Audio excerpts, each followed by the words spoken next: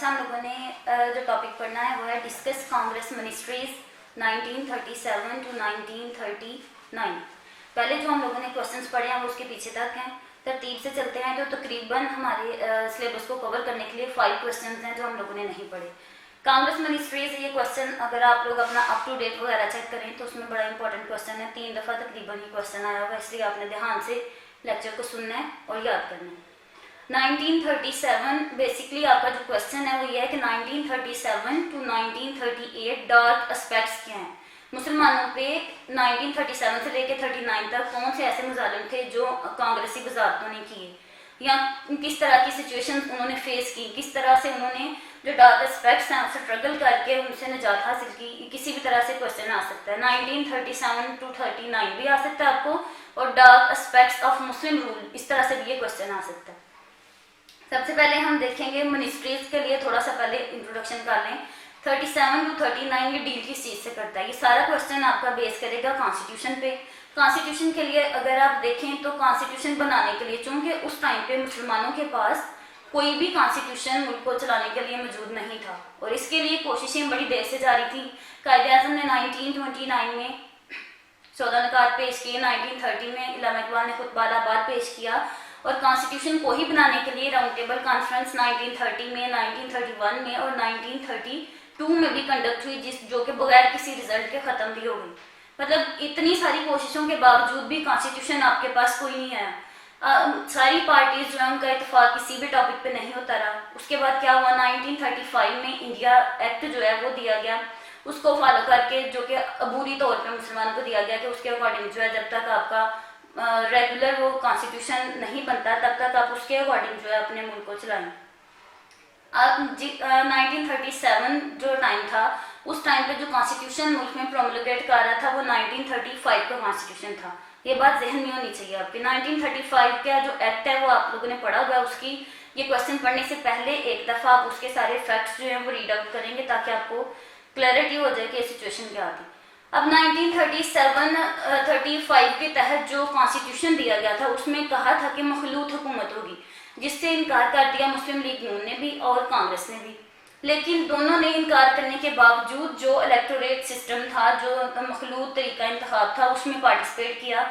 दोनों ने इलेक्शन में हिस्सा लिया। उसका रिजल्ट क्या निकले, Congress captured 704 out of 1585 seats in lower. Congress ने इसमें भारी अक्सरियत के साथ सीट्स जो हैं वो हासिल की।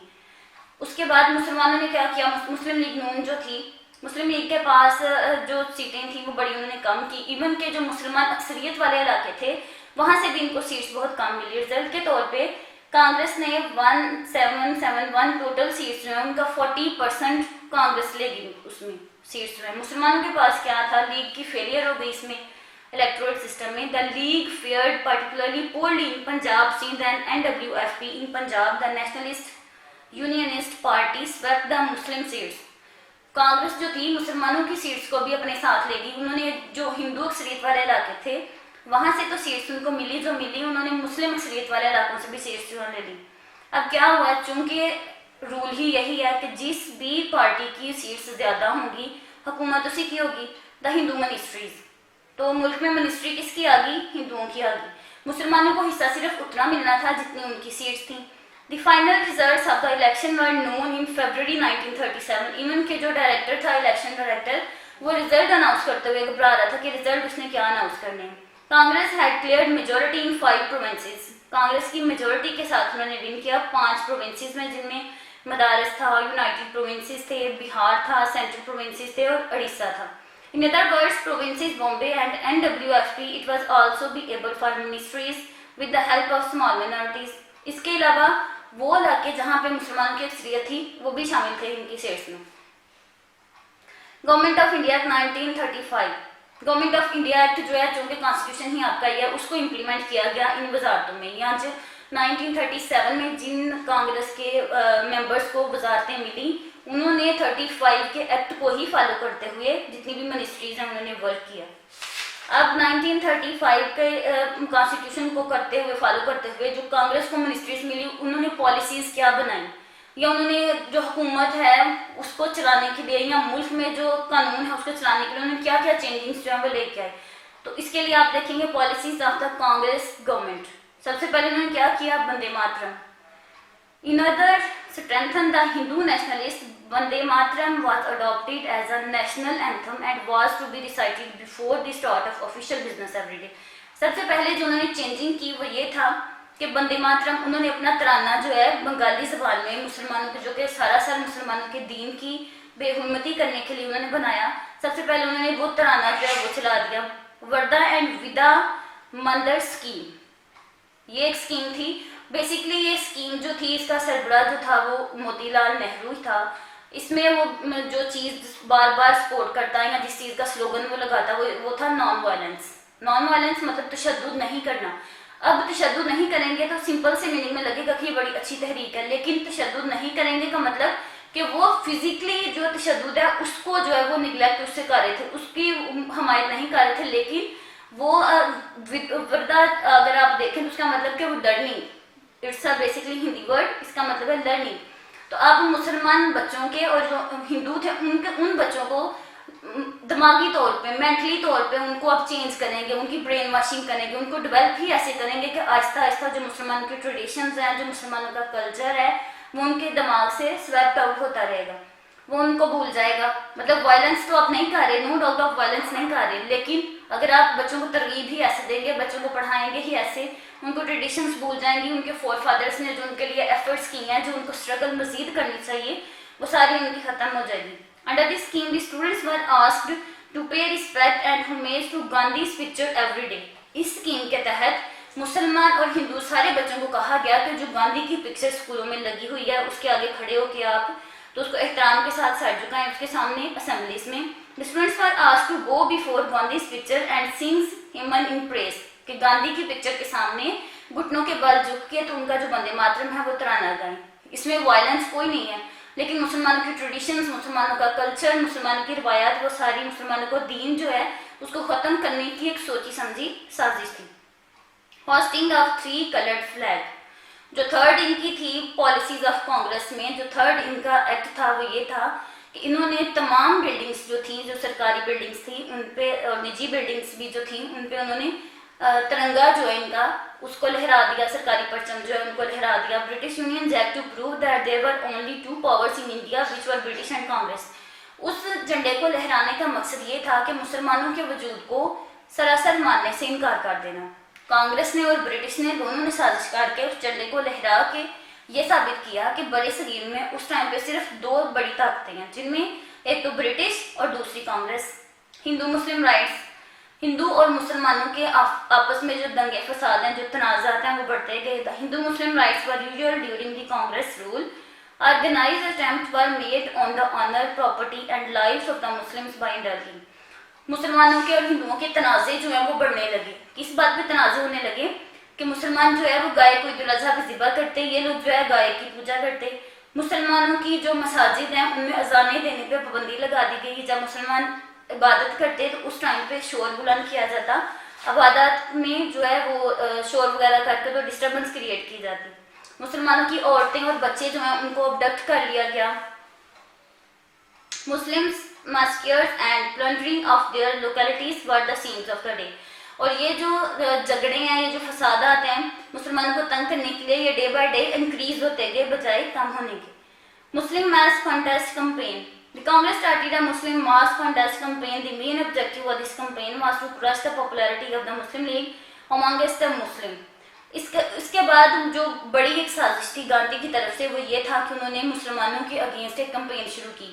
اس کمپین کا مقصد کیا تھا کہ جو لیگ کی پاپولیرٹی تھی عوام کے درمیان، جو مقبولیت تھی، جو عوام کا جوش و خروش تھا اپنی پارٹی کے لیے، اپنے حق کے لیے آواز اٹھانے والوں کے لیے، اس کو ان کی برین واشنگ کر کے آہستہ آہستہ ان کو ختم کر دیا جائے. دی campaign began by directly contacting the Muslim masses with a view to win them over the Congress. اس مقصد کے لیے کہ جب مسلمانوں میں جو نوجوان ہیں، جو موجودہ طبقہ ہے، جب ان میں اپنی پارٹی کے حوالے سے اویئرنیس ختم ہو جائے گی تو ظاہر سی بات ہے وہ کانگریس کے ساتھ مل جائیں گے، ان کو اپنے حقوق کا اتنا پتہ نہیں ہوگا. مسلم رسپانس. جب یہ ساری سازشیں ہو رہی تھیں تو مسلمانوں کا رسپانس اس بات پہ کیا تھا؟ کیا انہوں نے خاموشی کے ساتھ 1937 سے لے کے جو ان کے ساتھ زیادتیاں، یہ بیسک جو ڈارک اسپیکٹس ہیں یہ ساری زیادتیاں تھیں ان کے ساتھ، مسلمانوں نے کیا وہ ساری زیادتیاں خاموشی کے ساتھ برداشت کر لی؟ یہ پڑھتے ہیں مسلم رسپانس. مسلمانوں کا کیا رسپانس تھا اس پہ؟ The Muslims were well aware of the theoretic inflictly of the Hindu people. مسلمان جو تھے ان کو گاندھی کی جو ذہنیت تھی اس کے بارے میں غلط فہمی بالکل بھی نہیں تھی. وہ جانتے تھے کہ چاہے بڑے اچھے اور مہذب الفاظ میں لپیٹ کے بات کرتا ہے لیکن ہوتی وہ مسلمانوں کے اگینسٹ سازش ہے. مسلمانوں نے کیا کیا؟ مسلمانوں کے جتنے بھی بڑے بڑے علمی اور ادبی لیڈرز تھے ان سب نے سارے حالات کا جائزہ لیا اور اپنے جو نوجوان ہیں ان کو آگاہ کرنے کے لیے جو ان کے ملک میں ہو رہا ہے، جو ان کے ساتھ زیادتیاں ہو رہی ہیں، چاہے وہ سیاسی طور پہ ہیں، چاہے سماجی طور پہ ہیں یا ادبی طور پہ ہیں، اسے آگاہ کرنے کے لیے ان سب نے ایک ایک رپورٹ پیش کی. سب سے پہلے رپورٹ جو ہے وہ ہے پیر پور رپورٹ. یہ رپورٹ کس نے پیش کی؟ On March 28, 1938 the council of Muslim League appointed an 8 member committee.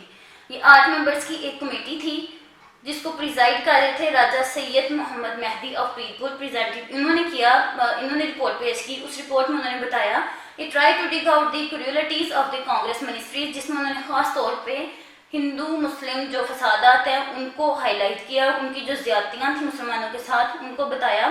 Report to cup the Congress support. اور اس رپورٹ کو دیکھتے ہوئے کانگریس جو تھی جو چھپ چھپ کے مسلمانوں پہ بات کر رہی تھی وہ بالکل سامنے آ کے مسلمانوں کی اگینسٹ ہوگی، ان کی رائول ہوگی. دی شریف رپورٹ مارچ 1939. دوسری جو رپورٹ پیش کی وہ شریف رپورٹ 1939 کے نام سے جانی جاتی ہے.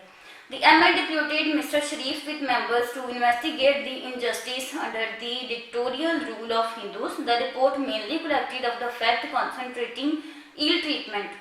اس رپورٹ میں کیا بتایا گیا؟ ہندوؤں کا ill treatment، ان کا جو برا رویہ تھا مسلمانوں کے ساتھ، ان کا استحصال تھا مسلمانوں کا، اس چیز کو واضح کیا گیا. تیسری رپورٹ جو پیش کی گئی دی فضل الحق رپورٹ تھی، دسمبر 1939 میں پیش کی گئی. ابھی فضل الحق published a pamphlet entitled Muslim Suffering Under the Rule of Congress and made many alarming revelations. انہوں نے مسلمانوں کی سماجی، سیاسی، ہر طرح سے استحصال کی رپورٹ جو ہے وہ پیش کی. انہوں نے پمفلیٹ جو ہیں وہ بنائی اور مسلمانوں میں گھر گھر جا کے تو وہ تقسیم کیے اسٹوڈنٹس کی ہیلپ کے ساتھ. All the reports describes the Congress government as an attempt to create Hindu Raj. یہ جتنی بھی رپورٹس مسلمانوں نے پیش کی ان کا صرف ایک مقصد تھا کہ مسلمانوں کے اندر اس شعور کو اجاگر کیا جائے کہ ہندو جو ہیں، کانگریس جو ہیں، وہ ہندو راج کو پروموٹ کرنے کے لیے کوششیں کر رہے ہیں اور مسلمانوں کو دھمکیاں دے رہے ہیں کہ ان کا انٹرسٹ جو ہے وہ ضبط کر لیں گے. ان رپورٹس کو دیکھنے کے بعد کیا اثر ہوا؟ کیا مسلمان آگاہ ہو گئے؟ کیا ان کو اپنے حقوق کے بارے میں پتہ چل گیا؟ مسلم لیگ ایکٹیویزم.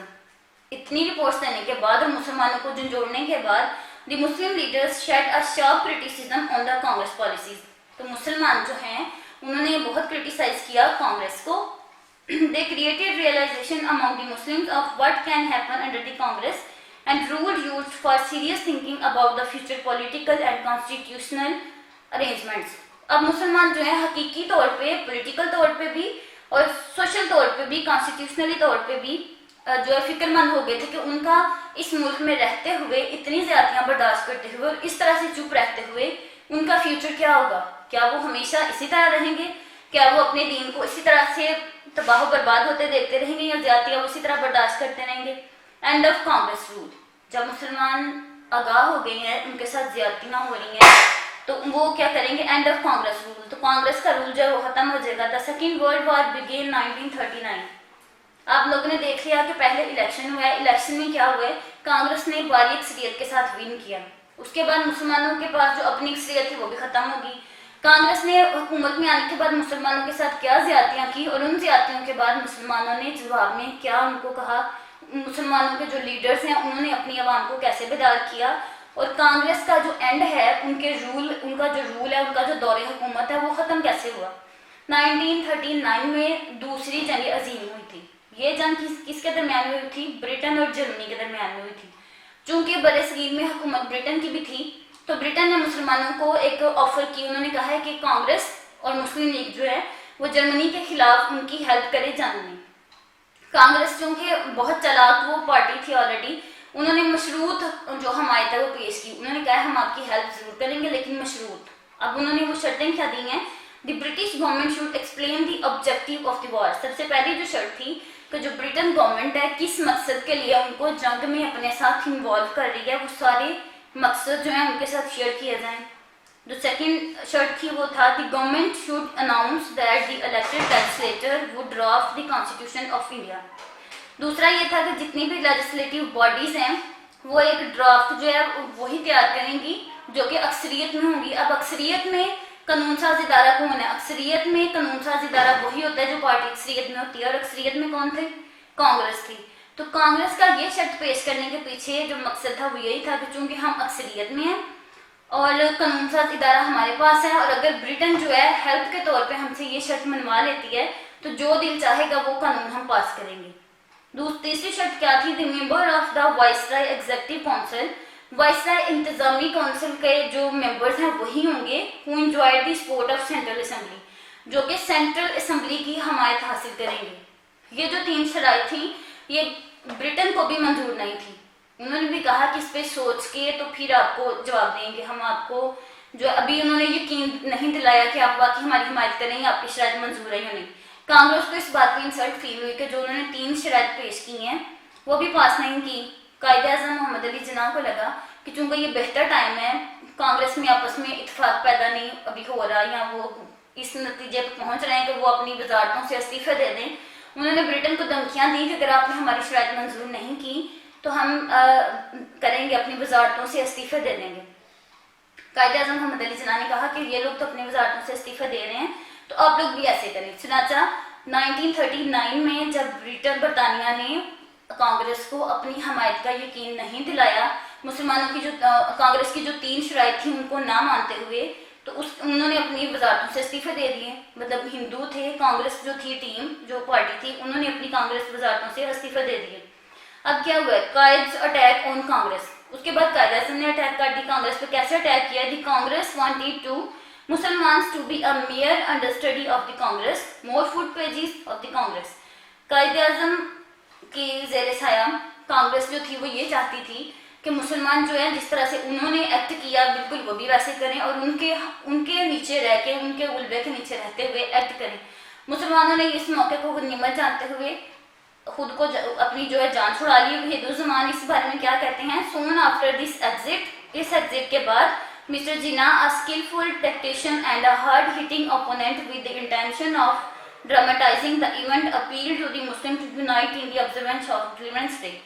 جب مسلمانوں کو اس سے نجات مل گئی تو قائد اعظم محمد علی جناح نے اعلان کیا کہ 22 دسمبر کو جو ہے وہ یوم نجات منایا جائے. یوم نجات منایا جائے کہ کانگریس سے اور برطانیہ کے جو مسلسل اور تسلسل ان کی غلامی تھی اس سے ان کو نجات مل گئی. تو مسلمانوں نے 22 دسمبر 1939 کو یوم نجات منایا اس چیز سے. یہ آپ کا کوشچن تھا 1937 سے 1939 تک. امید ہے آپ کو سمجھ آ گئی ہوگی, لیکن اگر آپ کو کوئی کوشچن ہے, کوئی چیز سمجھ نہیں آئی تو آپ نیچے کمنٹ میں بتا سکتے ہیں. Thank you.